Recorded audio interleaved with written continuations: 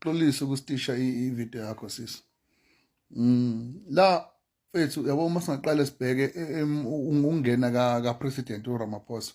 uRamaphosa wayefica i-ANC inhlangano well smooth yabo, although abendaba babeyikhuluma kabi yabo. So uma sithatha sibheke ke manje ukufika kwe-COVID, ukhumbule ukuthi ukufika kwe-COVID yafika i-COVID owuzwela imkhize ongqongqoshe wezempilo ethi ayize si-ready siyi-South Africa. Ungasho kanjani ukuthi akuzukufa si-ready? Naye uRamaphosa wakuveza lokho, wathi ayize si-ready siyi-South Africa. Kwafika inqwaba yabantu yabo nge-COVID, bese yabuka ubuholi bukaRamaphosa yabo. Mina ngiyamxolela umuntu othi ngizovotela i-ANC because inhlangano endala. Ngiyamxolela osho njalo ngoba kuyacaca ukuthi aka-understand ukuthi kwenzakalani ezweni. Kodwa umuntu othi Ramaphosa ngiyakurata kawufela ngitsamayali kuwena, lo muntu lokho ngibona sengathi uyisiphuphu ngokubona kwami, ngibona ngathi uyisilima.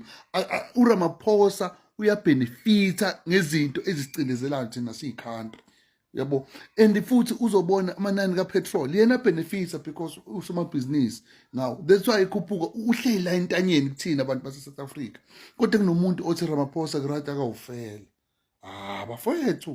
Bafowethu ukufika kaZuma, uZuma ufika as a messiah kuthina abantu base-South Africa yabo. Ngithula nje ngizoyivotela MK, nabantu engikhuluma nabo bazovotela MK just for uRamaphosa. ANC ayinacala nkosi yami. Umuntu oyinkingi ofike ku-ANC wayi-hijacka uRamaphosa.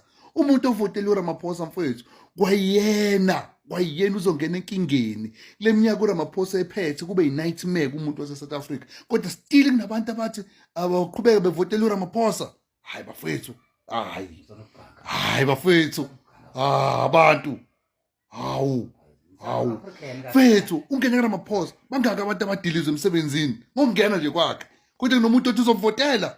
Hayi bafethu, kahleni umusho njalo. Mina ngibona ngathi isiphuphuko ngokubona kwami. Lo muntu angisho ukuthi isiphuphuko akasona, kodwa mina ngimbona ngathi isiphuphuko umuntu oncoma uRamaphosa.